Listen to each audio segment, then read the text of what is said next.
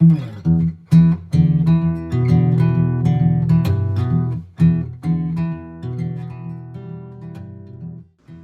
to the Skiba Auto YouTube channel.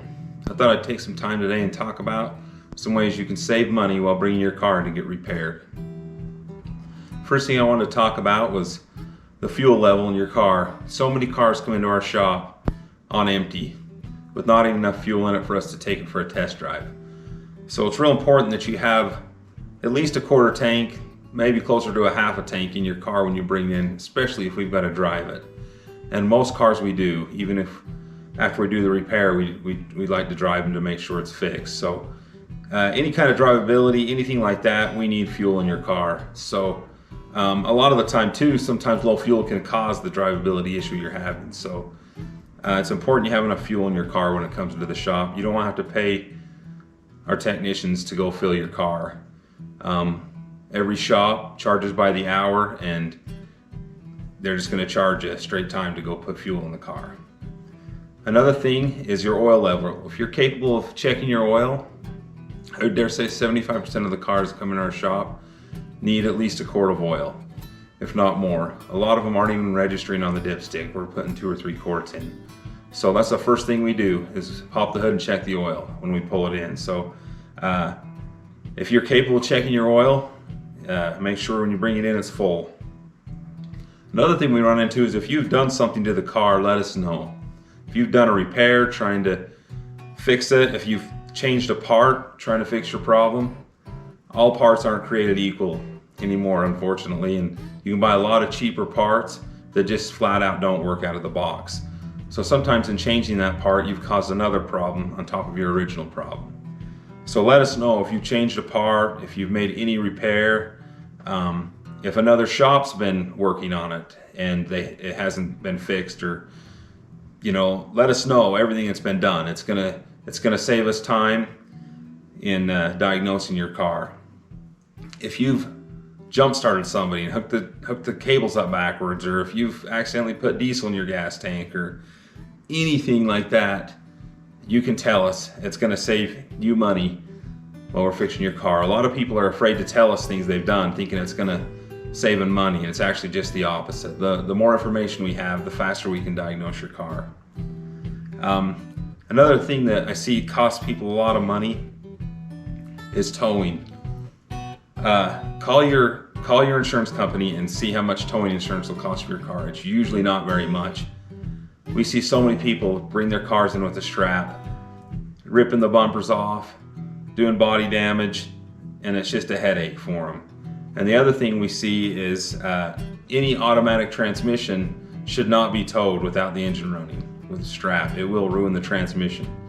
The pump needs to be turning on that transmission in order to lubricate all the components in it, and the engine has to be running to run that pump. So if the engine isn't running, you're towing it, you're going to do damage to your transmission. Having a wrecker tow your car can save you thousands of dollars.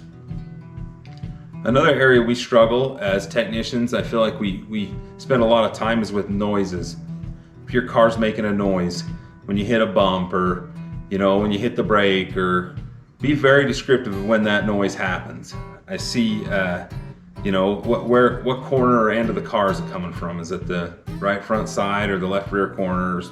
Wherever that noise is coming from, just be very descriptive of what you're hearing, because we don't drive your car every day, and you do. And so we may hop in it, and there could be 2 noises and one you haven't noticed. And we could be focusing on the totally wrong noise. So be very descriptive on the noise. And if you have the time, sometimes we're all money ahead to just go for a ride with you and get you to duplicate the noise for us. And then we can have a lot better chance of pinpointing it faster. Same thing with leaks. Your car is leaving a puddle on the ground. It's just really helpful to know, like, where in the car. Is it the front center, the left rear? Where are you seeing the puddle? It'll save us time being very descriptive on where that puddle is in the car.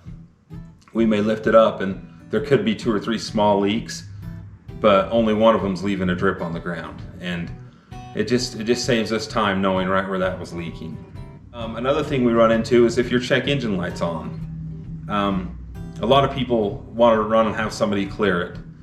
Well, that can end up, sometimes if it's an intermittent problem, that light won't come back on for maybe hundreds of miles of driving. So you can bring it in, say the light was on, still kind of have a symptom, we had it cleared, it's not on anymore, and now we don't have anything to go off of. So don't clear that code. There's a big misconception with the check engine light that too, we can just plug a scanner in and it tells us everything that's wrong with it. And that's not the case. The scanner points us in a direction. It doesn't tell you what's wrong with it. It's very helpful in diagnosing your car, and you have to have it.